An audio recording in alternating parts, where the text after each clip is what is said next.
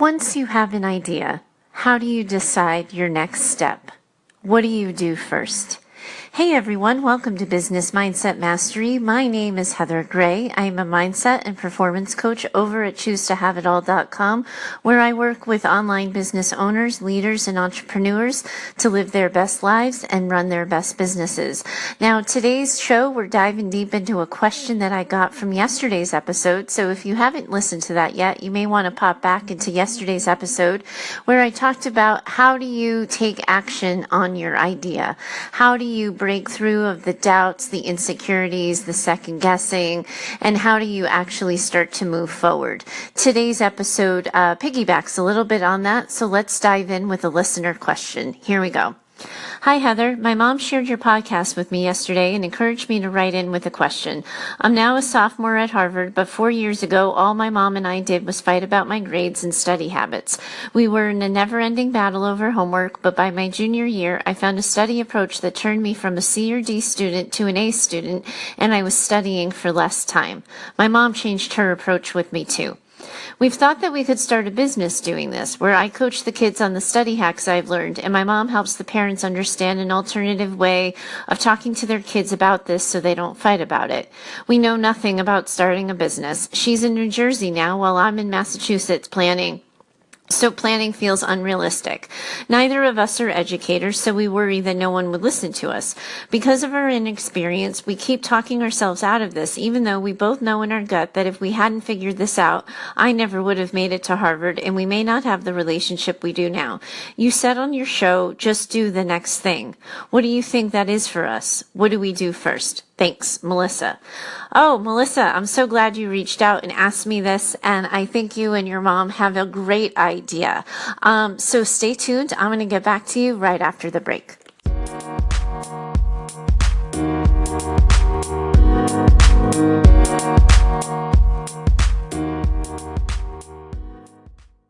So here's the thing, Melissa. Depending on who you ask, you're going to get a variety of responses.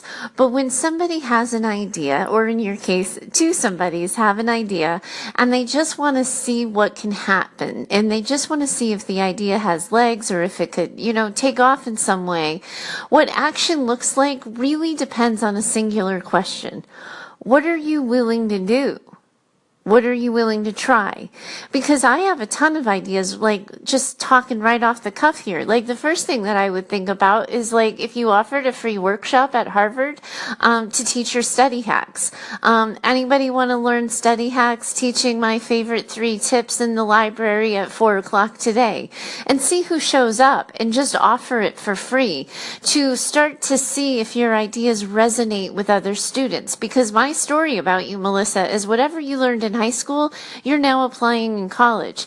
And some people would love to know a new approach. Sometimes people are studying for, 6 hours a night. And if you're teaching them a way that they could only have to study for 4, they may want in on that. And likewise, your mom could go into the guidance counselor of your old high school and say, hey, listen, my daughter Melissa and I fought like cats and dogs when she was here. I had a unilateral way of looking at how she should be studying and working, and she had her own ideas, and we went back and forth forever on it. And it wasn't until I listened to her, heard her out, considered an alternative point of view, and backed off a little bit that I was able to see her succeed. I think I could help other parents too. Do you know other parents who might be struggling with their kids around study habits that I could just offer a Saturday afternoon to? If your mom reaches out and starts talking to parents and engaging in the conversation while you're talking to students, and again, like you're in college, so I would go to the college crowd, but I'm in Massachusetts, so I know where Harvard is. You're not that far from Cambridge, Ridge, and Latin, and some of the other schools in the area, and you could probably approach the guidance counselors at those schools with your tips and tricks, and they'd be happy to help you, particularly maybe the seniors or so who, get senioritis at this time of year and just want to pay attention to the end zone. So I would start to take action on your idea. I would start to do the thing. Because what ends up happening, I think a lot of times, is people try to do all of the first steps, but you never get off the ground to do your idea. So you worry about a website, or you worry about a Facebook page, or you wonder how you're going to get, money for marketing, and you spend your time in the weeds. But if you can start doing the thing you have your idea about, if you get to actually just help other people with their coaching habits, or your mom gets to help other parents improve their relationship with their kids, that's the thing that's going to give you the vote of confidence. Once you get to do it, that feeling of success, of connecting, even though you probably haven't made a single dollar yet, fuels you through the other parts of business building that you may not know, that you may not be feeling comfortable with or confident in. Designing a website is super intimidating. Putting yourself out there as a mother-daughter, study team, and deciding what your brand is going to be, all of that is an intimidating process. But you can skip all of those steps and just start doing your idea. See how it fits for you, see how it feels, see what your process turns out to be. How do you walk people through the beginning of this to the end of this? How does your mom do it on her side? What are the questions and obstacles that come up for other people but haven't come up for you? If you're in the thick of it, doing it in the time frame that you have available, given that you're also a college student, you're going to get a sense of how much you care about this idea, how passionate you are about it, and how much you're willing to give to it. And I would start there. I have some more thoughts too. Once you get into it and your mom gets into it and you guys are doing it, you're going to get feedback in real time. Just like you found out that I did with this podcast. I released this episode yesterday, and by last night before I went to bed, I'd received your email and I'm answering it on the show today. It can happen that fast. So as you're getting information, as you're gathering feedback, you're going to be fine-tuning your process. One of the ways you can start to include a larger community about it is simply to start talking about what you're doing on social media, because you want to create interest, you want to create curiosity, you want to start developing connections with other people who like the idea of what you're doing, so that when the time comes and you're branded and you're ready to press go, you have a ready-made audience that are already identifying you and your mom as the study hackers. I don't know if that's a brand, but you might want to look that one up. It could be good. But it's that idea that you're going to start doing it and then you're going to start talking about it, because those two things go into what I call living as if. It is so easy to talk ourselves out of things, to tell yourself, I'm just a college sophomore. What do I know about running a business? My mom is, I don't know what your mom does for work, but she's not an educator. What does she know about helping other parents? And never getting off the ground with your idea. It's so easy to get caught up in the questions and the things you don't know.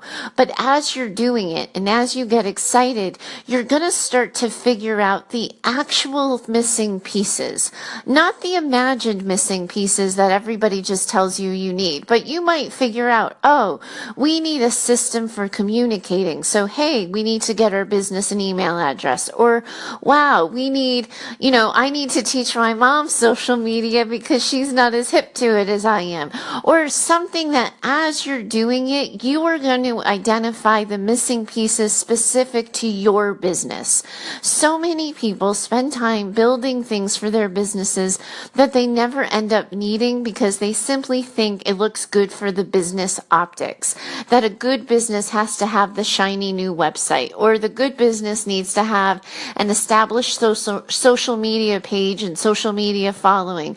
But as you're doing it, you will find out what your specific business needs.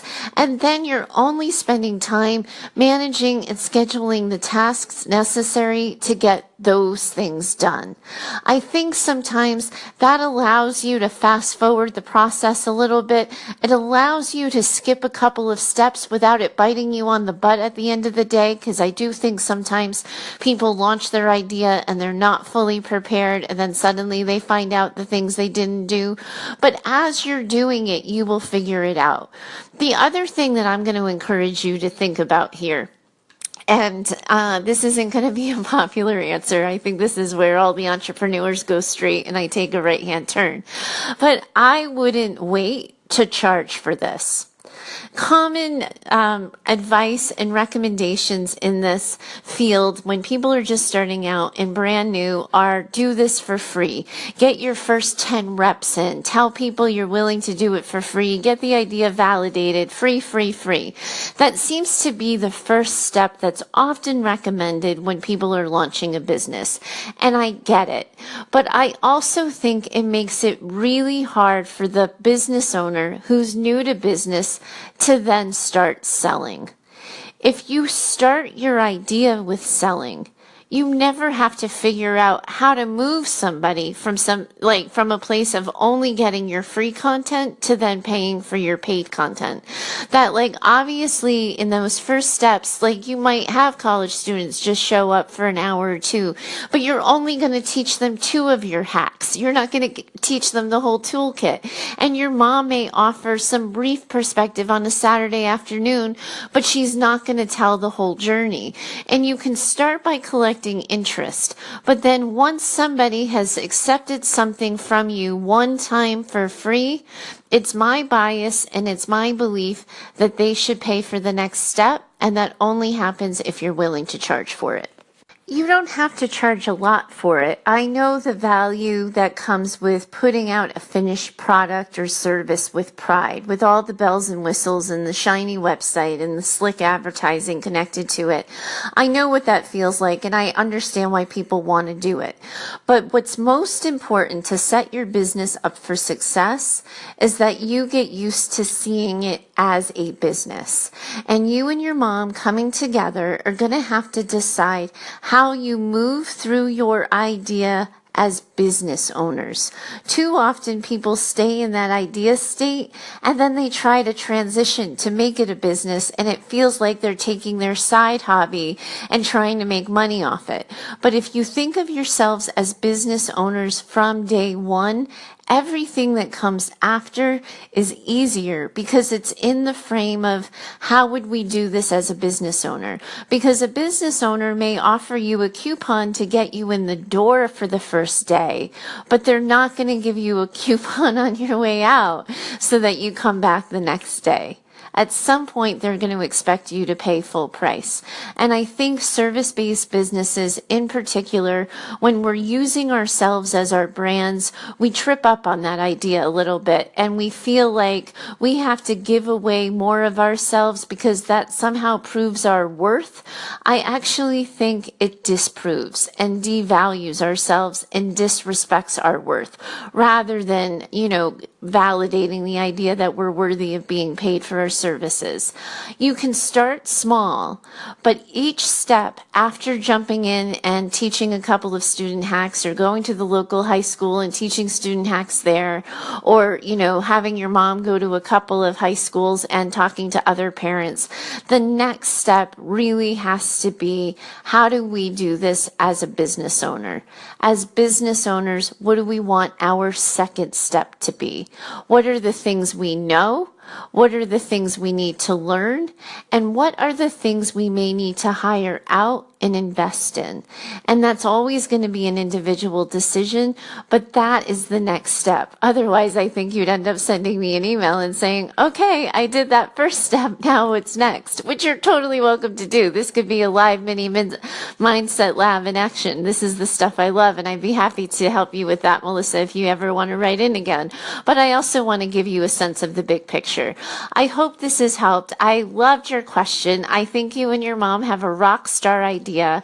One of the other things I would just say quickly that really helped me feel a little bit legit is I started working on my brand name and finding my URL and my domain name. And if, just to reassure you there, if the .com isn't available, the .cos and all of those are perfectly acceptable these days. The .com sometimes can be really hard to come by, but you do really want to make sure that you've checked and double checked that there's no other businesses that exist with your name so you don't risk copyright or trademark infringement down the line. I'm talking to a lot of entrepreneurs right now where that's a struggle, but you want to get into the daydreaming idea of what your brand name is going to be, because that, for some people would be distracting and you could get lost in the weeds. But for me, it was the thing that made it real. It felt like, wow, my second business is really happening because it has a name. And it's really kind of fun. You and your mom can kind of just text or email or message each other back and forth with different names. When I did it, I kept a notebook with me at all times so that I could come up with the name and then I could do the search. The other thing that's a really helpful hint is if you go into these domain search boxes, here's a little hack.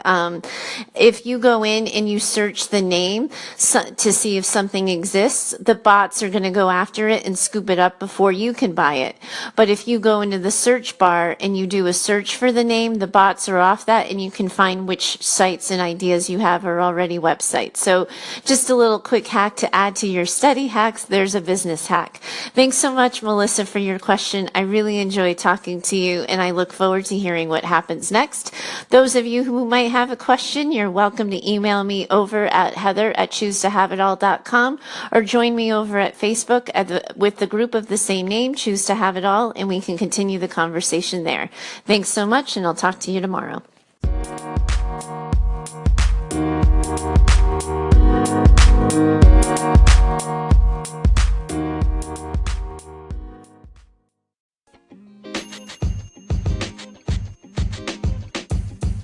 The podcast you just heard was recorded with Anchor. If you want to make your own, download the Android or iOS app completely free from anchor.fm/podcast. That's anchor.fm/podcast.